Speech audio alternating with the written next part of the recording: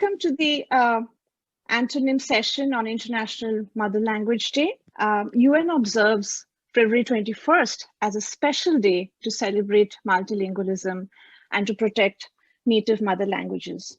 Their theme for 2021 is fostering multilingualism for inclusion in education and society. Before we plunge into the discussion, let me quickly introduce myself and my organization.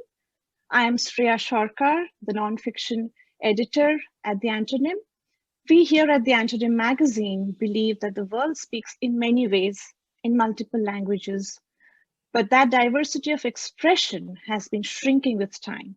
The Antonym wants to create a globally aware literary space that can lend voice to experiences and expressions of diverse culture. Its networked and decentered editorial stance highlights the validity of all voices and celebrates global cultural topography.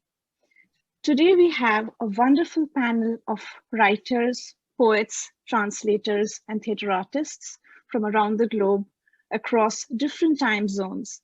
We have assembled here to discuss some questions related to mother tongue and language movements that have been staring at us for a while.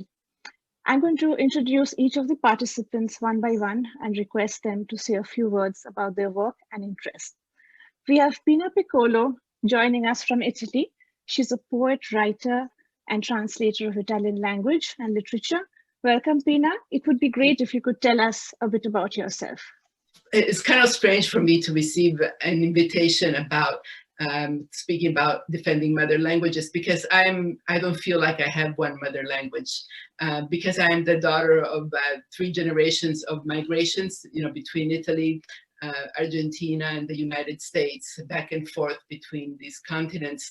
I've always grown in households with multiple languages, and I don't feel particularly attached to any one of them. They kind of belong to different contexts of my life. But much, Pina. We have Lance Henson, a Cheyenne poet and a cultural activist who directs the only international poetry project that focuses on poets from endangered people.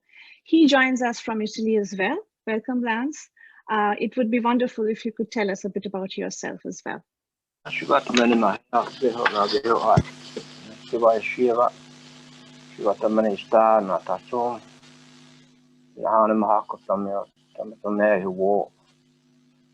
I bring you greetings from my people, the Southern Cheyenne of Oklahoma. I'm an expat. I've lived in Europe since 1988, and I make my living as a poet, sometimes lecturer. I'm a traditional Cheyenne person. I have been involved in the deep ceremonies of my people most of my life. I'm fluent in my language and fluent in the cultural ongoing rituals and ceremonies of my people. Thank you so much. We have Shyamitra Banerjee joining us from Kolkata, India. He is a writer and director of theatrical plays and documentaries. Hello, Shyamitra. Please tell us a bit about yourself. Well, Shreya, thank you very much, and to everyone here for giving me such an opportunity to deliver my ideas or thoughts in front of you. As we are living globally, and this is the effect of globalization, and I think post-COVID era that this is possible to communicate someone living in Italy or living in Chile or in America, and we are chatting and we are thinking, sharing. This is the positive effect of globalization and our cultural practices. So we are just trying to learn that where to reach, we don't know, but what to express, we always try to think in our own language and with our own cultural activities. Shreya? Thank you. We have Lucia Cupertino joining us from Chile. She's a cultural anthropologist, poet, and translator who writes in Spanish and Italian. Hello, Lucia. Could you please tell us a bit about yourself? Hi, everybody. How are you? Yeah, I'm very pleased to be here with all of you. As you said, from different parts of the world, but with the same desire to share our experiences. So very glad to be with you. And I don't usually speak English, so I will try to do my best today. Somehow translating, writing, doing poetry, research, field works. I try to do this a little bit. So I will try also to share something more in this session today. Wonderful. Thank you. Thank you. Yeah. Thank you, Lucia. Our fifth panelist is Dipen Bhattacharya from California. He is a fiction writer in Bengali. He is also involved in the science and environmental movement in Bangladesh. Dipenda, if you could please introduce yourself. Thank you, Shreya. California থেকে সুপ্রভাত আসলে আমরা এখানে খুব সকাল তো my name is Dipen Bhattacharya. Actually in Bengali it should be called Dipen Bhattacharya, and I come from Dhaka, Bangladesh originally, but I have lived in the United States for more than 30 years now. But I have maintained very close connection with both Bangladesh and India throughout this time. In Dhaka, Bangladesh, and then actually after finishing my high school and college, I went to erstwhile Soviet Union for a long time. I was there for 6 years. So I finished my undergraduate there, and I speak also in Russian, speak and write in Russian. And then I came to the United States after that and finished my PhD here. And I teach, I'm a physicist and astronomer, and I teach physics and astronomy at a college right now here. Thank you, Shreya. Right. Thank you so much. Now, the pandemic has isolated us and given us much grief. And perhaps it has taught us also, though, that you can communicate despite being physically removed from each other. We have found new ways to connect and, among other things, discovered Zoom as a way to see and talk to each other virtually. So let me start the Zoom session with the fundamental question, the one fundamental question. What is a mother tongue and why is it so important? If I could start with Pina, and then we could just go around and just tell us what you think a mother tongue is. Okay, I guess sometimes poetry and if you take words like one separate from the other can help you, in a complex kind of question like what you were asking us. And the words that came to me in relation to these questions are words that are difficult for me to pronounce because, as I was telling you, I have this issue of not having a mother tongue. One is heart and hearth. The other one is hurt and earth. So often when you think of a mother tongue, you think of the language that is connected to the hearth, to the place where the house is the center, where the family gathers, where the stories are told, and that becomes a language of the heart as well. So from the fire of the hearth to the language of the heart. And but one of the things that I see that is like what a loss of language would be is tied to language being coming from how can you say, an experience of a overall life. My parents, being peasants, had a whole lot of vocabulary that were related to the land and like to the olive groves. My parents had olive groves, and so, for example, in the household, I heard about different types of olives, how they were produced, because my father would go and kind of try to figure out how many kilos will be produced by a plant, and that was his job, and he made money from doing that for other people. So I've always heard about these things, and I know that has been lost now because people are no longer doing that kind of work.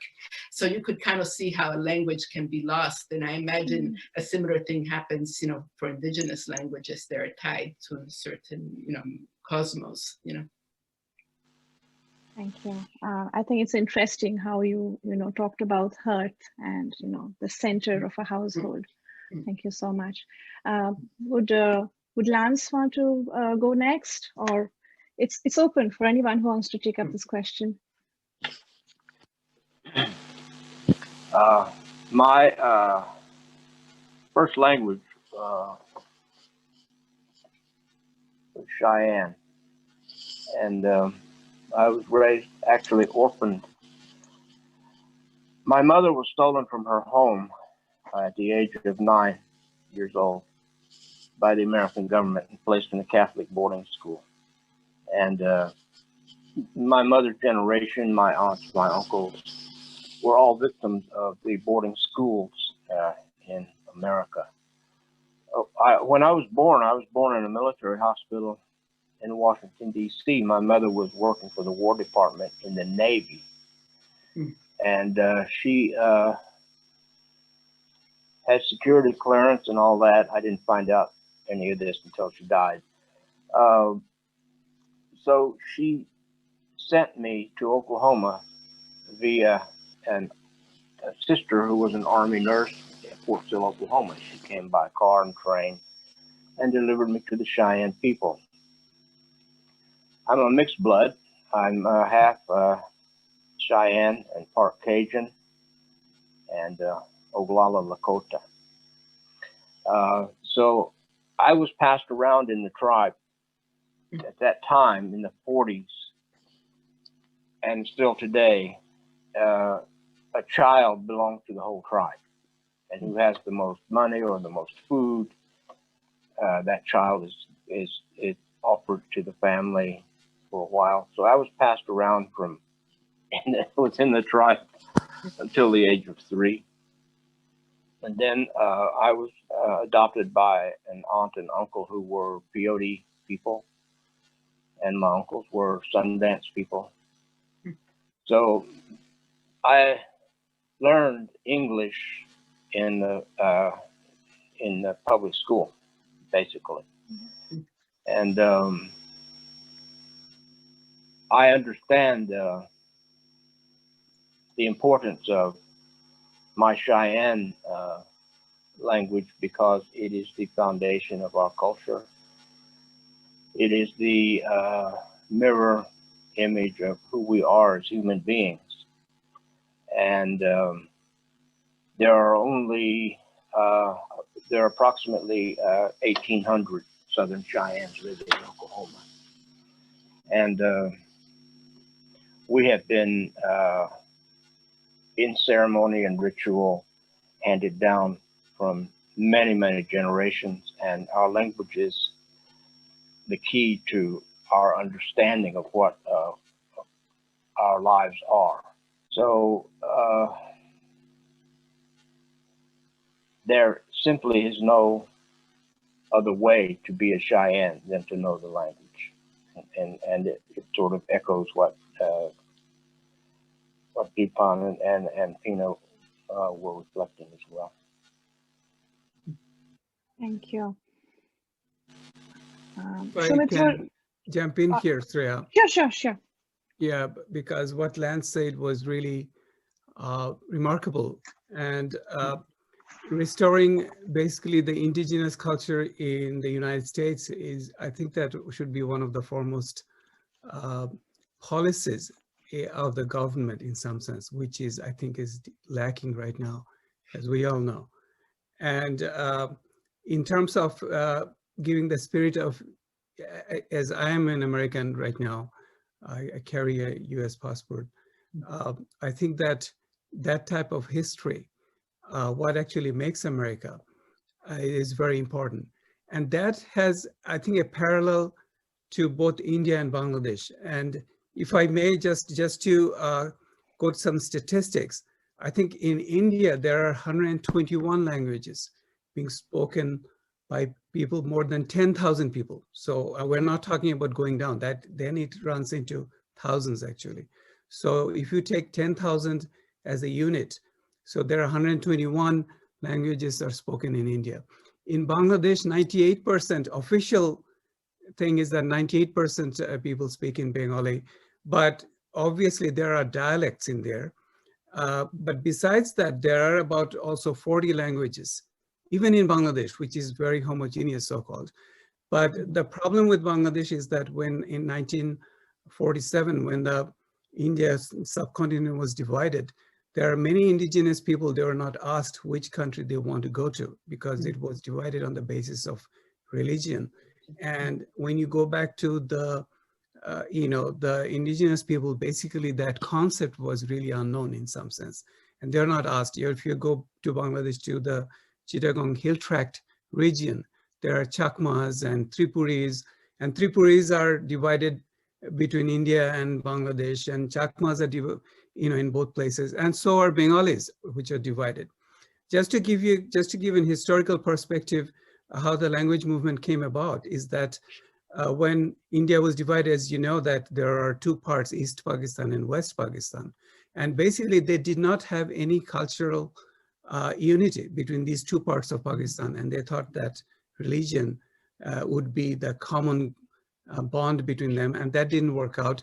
And West Pakistanis wanted Urdu as the national language, and the East Pakistanis revolted. And we know in 1952, there was this killings, and from then on, actually, in 1971, there is a war of independence, and Bangladesh came about. So that's in two lines. I should mention also that there was also a language movement in India, in Assam, in the Kachar district, where 11 people died in 1961. And as you can see that how complicated this becomes when you have, in Assam, state Assam declared that Assam would be the language, official state language. And Kachar, because of the division of 1947, Kachar, a Bengali-speaking district, fell in India, but within the Assam state where they speak Assamese. So that's only one type of thing we're talking about. But then there are many different layers after that.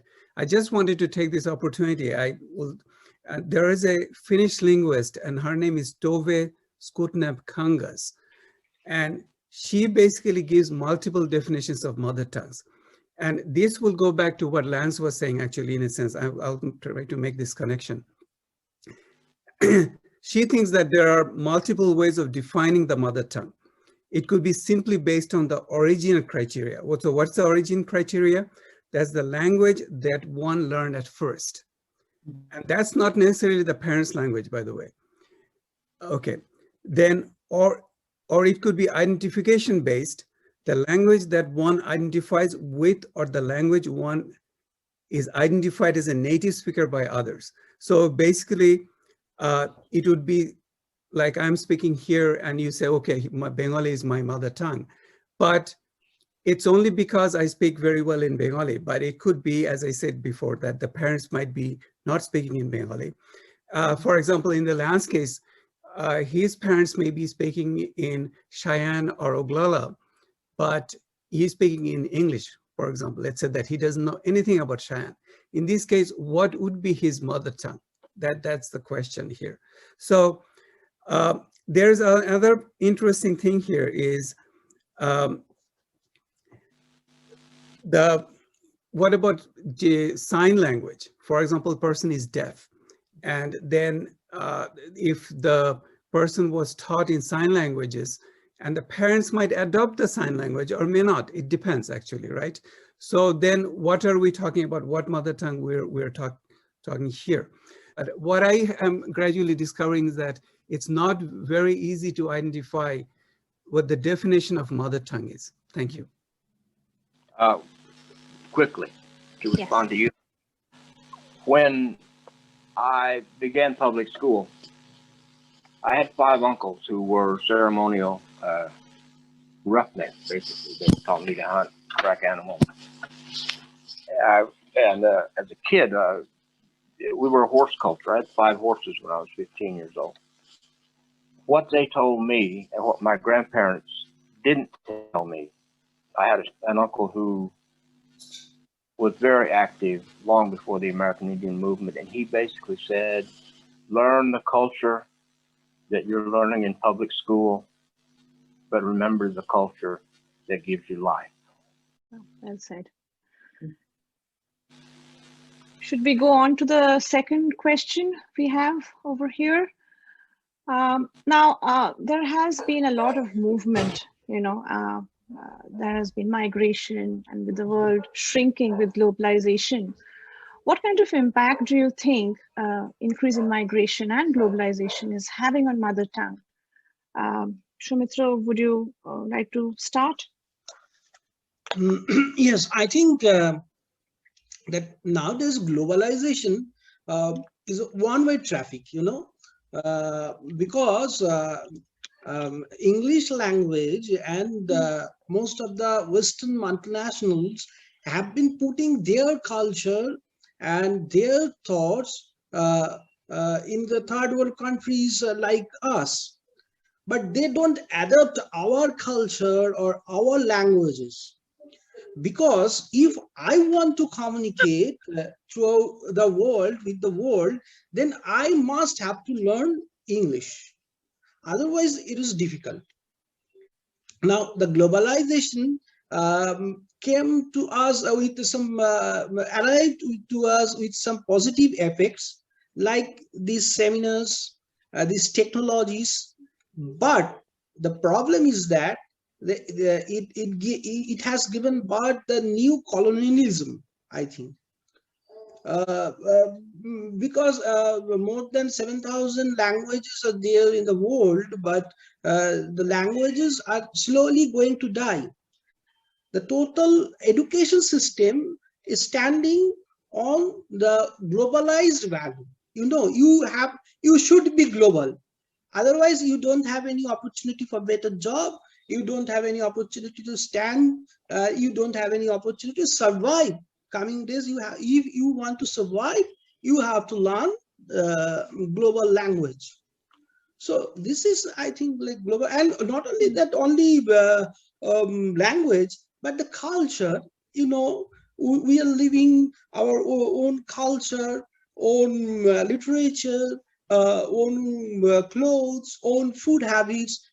All things have been changing. Right. And this is a reflection of time.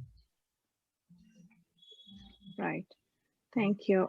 Lucia, would you like to join and give us your take? Yes, yeah, I think also, as Shyamitra said, it is a question of models, no? So in these terms, what Zapatista says that in this world should coexist different worlds. Maybe with globalization, this at the end doesn't happen, no? So we actually, migration and globalization somehow produced two different situations. No, for one end, the bilingualism that is good, no, because well, we live this situation of maybe talking to, speaking two different languages, so somehow I can belong to different cultures, maybe not two, more than two, no.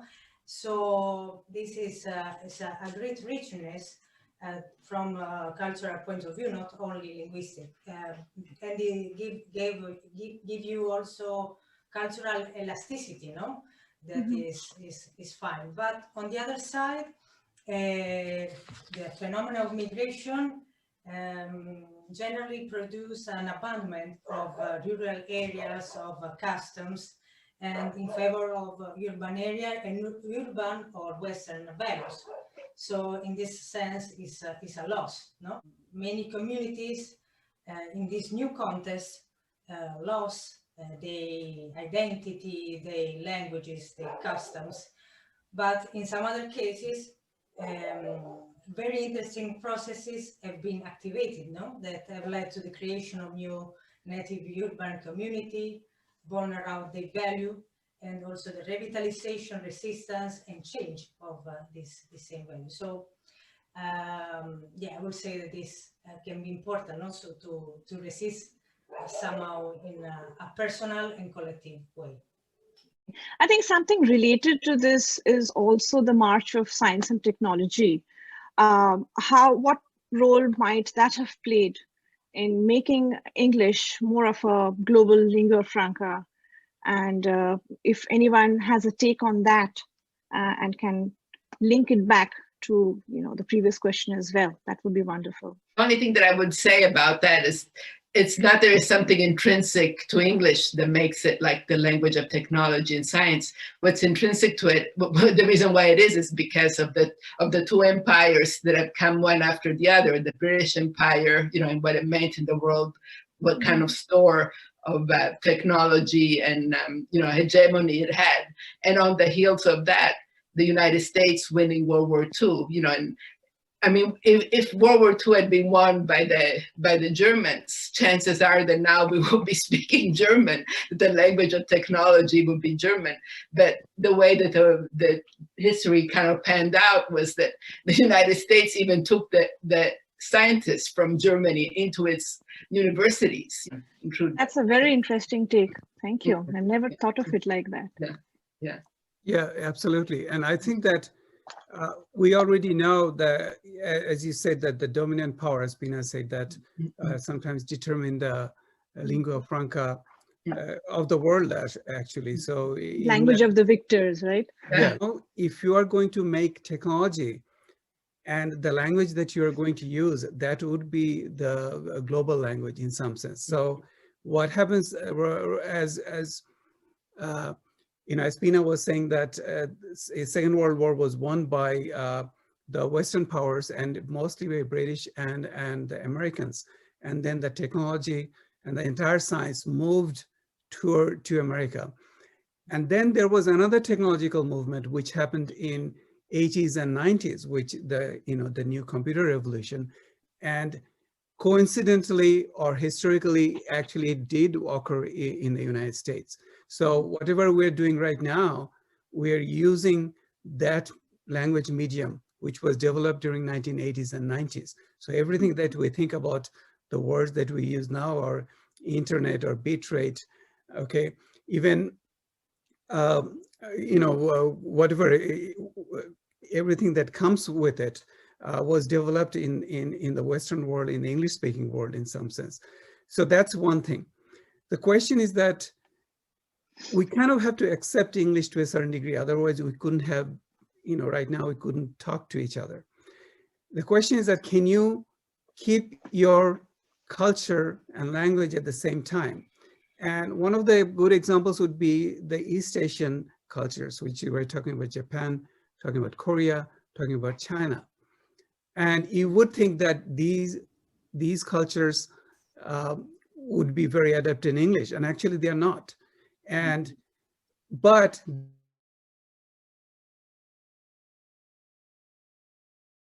and Japanese and Chinese language came into the internet. These are very complicated languages to write, right? But if you look at the development of Wikipedia, if you look at the development of how you use the keyboard, they were there much before the Indian languages, right? So I couldn't write in Bengali until properly, I would say until the year 2000 or 2001. You have to kind of borrow software developed here and there, but they were never standardized. To this day, Bengali keyboard hasn't been standardized. Apple uses one way, and there's separately, the Microsoft has developed something else, and then there is some local Bangladeshi and Indian software. So what I'm trying to say is that this also shows something else. It shows that, for example, in the subcontinent of India, they already took English as their language. And they didn't try to even develop the indigenous languages to be used in technology, right? So there are always approach of the local people to it, where the Koreans and Chinese and Japanese decided way beforehand that how they're going to use their language in the internet era. What I'm trying to say is that it also depends on how you perceive your own language, how you look at it. So I'll stop right there. Just what I'm trying to say here is that there is no contradiction in using English and using your native tongue.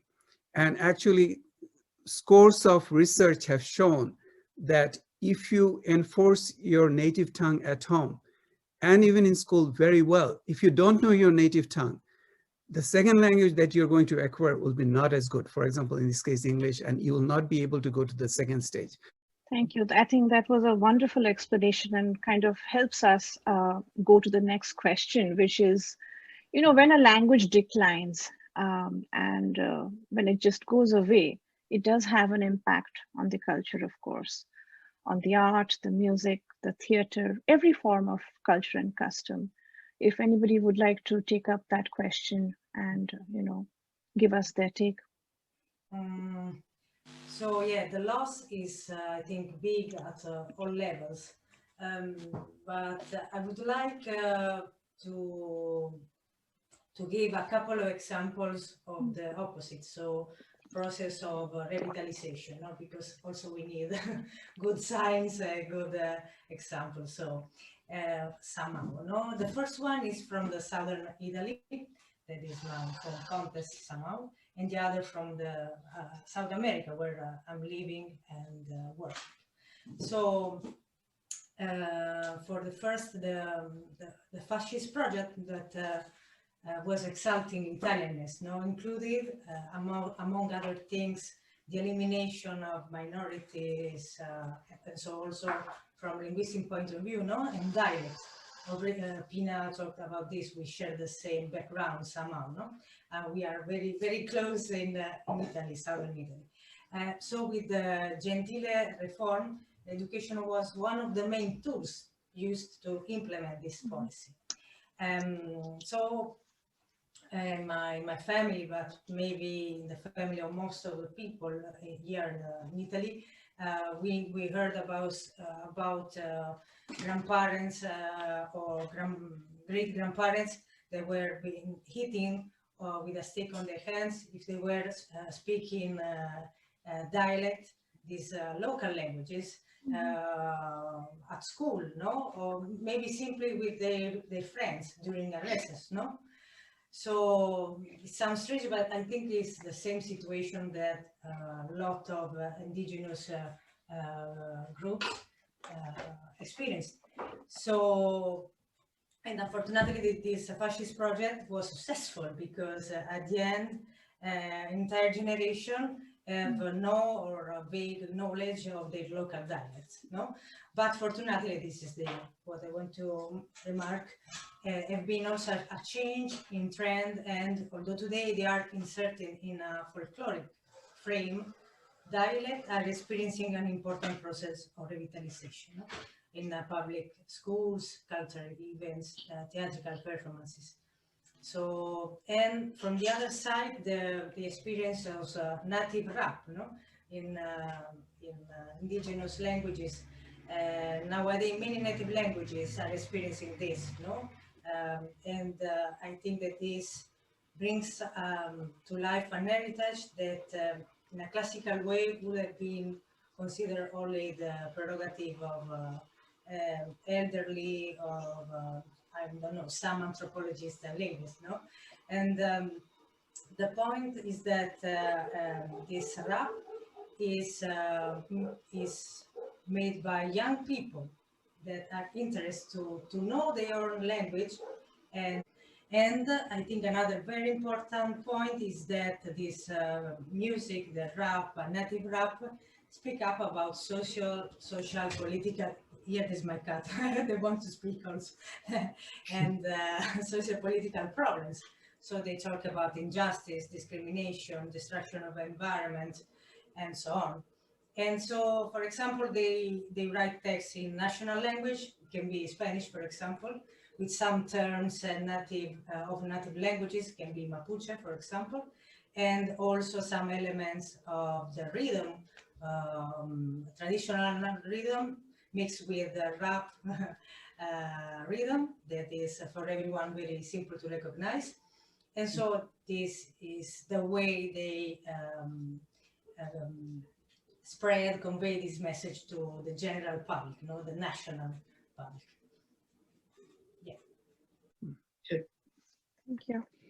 Would anybody else like to go for that question?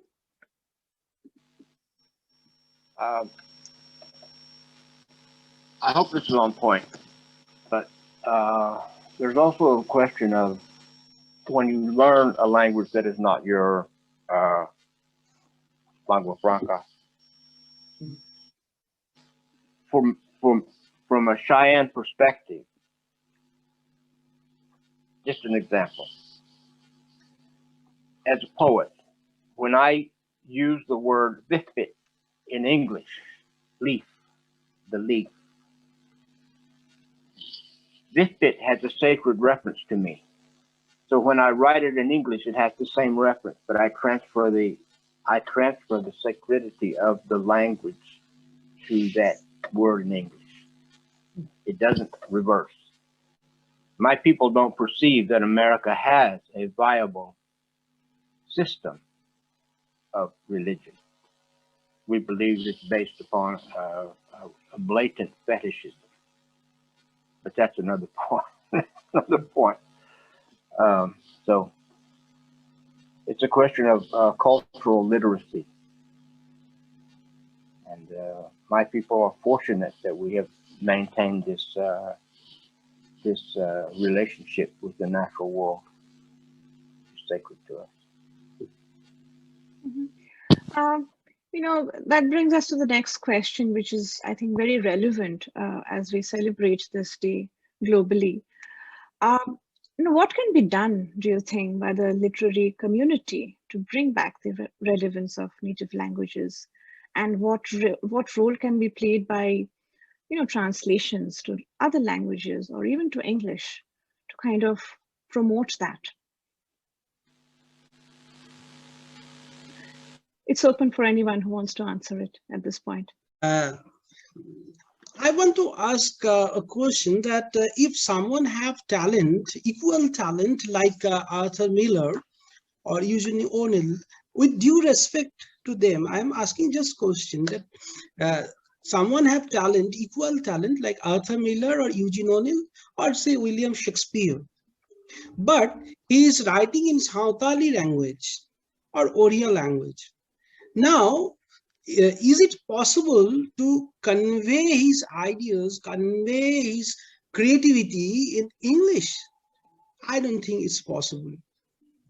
Because language is associated with the environment, with the people, with the culture, and how do you translate them? Which is quite impossible, I think, because we have to depend on English. But it is quite difficult to translate properly in English or any other languages. Just to understand and just to make a bridge, then okay, there's no other way nowadays except English, I think. Thank you. Right after, sorry, Lucia, you wanted to add? Yes, yeah. I'm a translator. I translate from Italian into Spanish, Spanish into Italian. So no English for my work. So I see maybe another perspective of things, because Spanish itself is a language that's spoken by so many people, but at the same time, in terms of canon, what is Latin American literature in English, for example, is not so represented as it should be, for example. And so talking about indigenous language in this context of representation or Latin American voices, you know, is more and more difficult, you know. So, well, with Pina, we share the co-foundation of La Macchina Sognante, the Dreaming Machine, Right. is Italian language digital magazine. We, in this space, we share a lot of translations, interviews, events, and so we try to promote through the translation somehow these voices, these authors. And I think the translation in this sense is a powerful tool to decide if we want to change the established canon. No? With all the knowing that it's difficult, no, to transmit a word in another language. No, I'm thinking, for example, I was doing translation of indigenous poems, but starting from Spanish. But the good things was that I have some idea, at least, of their way of their culture, no? So I was investigating somehow their, for example, how Nahuatl works. I mean, I cannot translate directly from Nahuatl, but at least I know I have also friends, you know, I've been visiting Mexico, so I think that can be somehow a bridge, no? And we can create meetings, festival, but also it can be in actions, no? Like activist actions, depends to collaborate. So I think that in the end is a question also of intellectual approach, no? So to change a little bit our way of being, to be somehow more humble, less ethnocentrist, and so this can be good to create a different literary community. Yeah. I think that's an interesting point, you know, Yeah. knowing closely two languages, which also means knowing closely two different cultures. I think that's the bridge. And, you know, through the Antonym, we are trying to do a bit of that. I know a lot is lost in translation, but I still think maybe some of it can be retained and transferred to some of us. Would anybody else like to take up that question?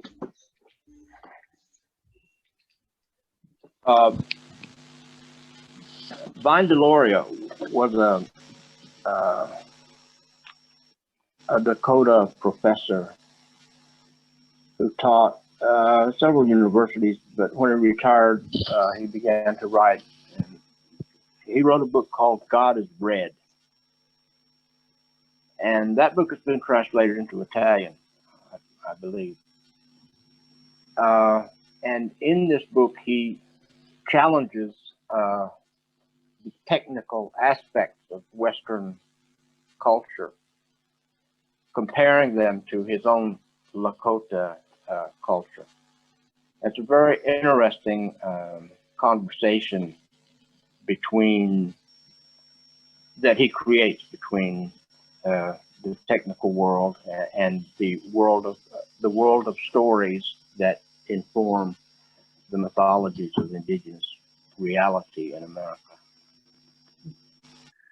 Just want to say it's just wonderful to hear all of your voices here. Actually, I learned from everybody.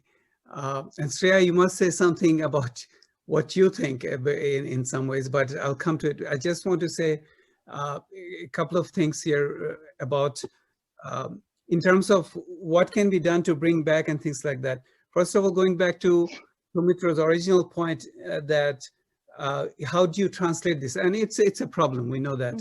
But we live in an imperfect world and we have to live with what we're given or what we can do. So there is not much you can do. So you have to translate and magazines like Antonym and others are trying to do that. And trying to read Garcia Marquez's original Spanish and looking at an English and a Bengali version, by the way. I'm looking at what the problem is. And just to give you an example, problem with the translation, if I may, I'll take one point. See, in Spanish, you have usted and tú, right? And tú. In Bengali, there are three versions. You have apni, you have tumi, and tui. And many translators what do they do? When they go from usted, they write apni. And then as soon as the tu comes, they jump to that lowest denominator, tui. That can't be. I mean, you can't go from apni to tui. There is a tumi in between, and it looks ridiculous because you can't talk to a stranger, suddenly you jump from tui.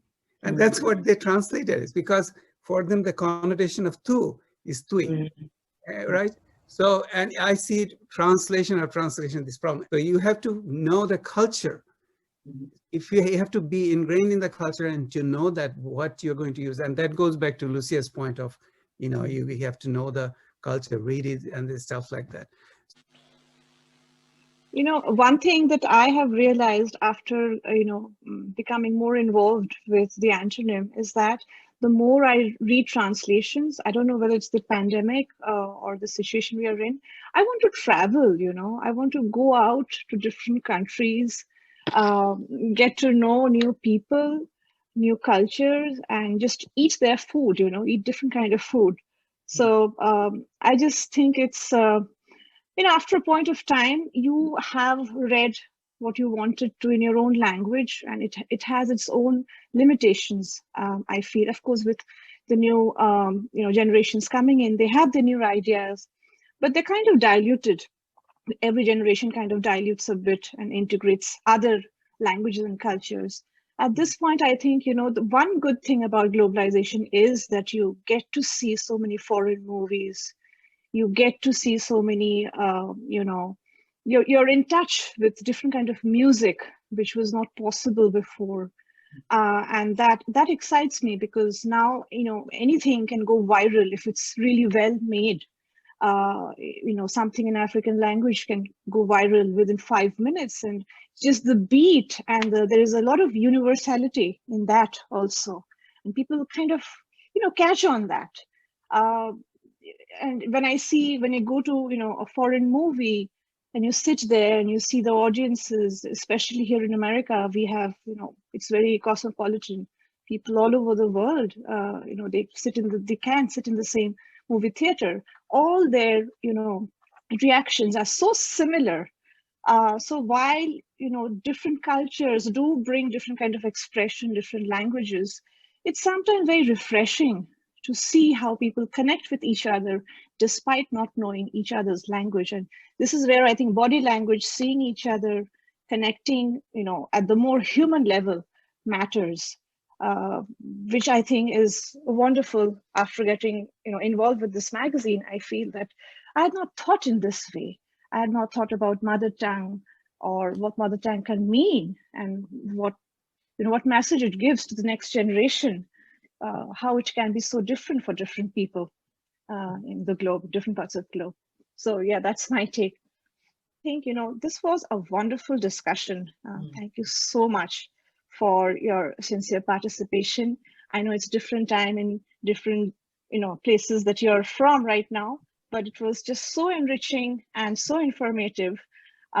Thank you once again. And I wish all of you the very best for your future, for your interest, for your endeavors, and stay well and speak in any language that you wish, as long as it makes your heart and soul happy and full.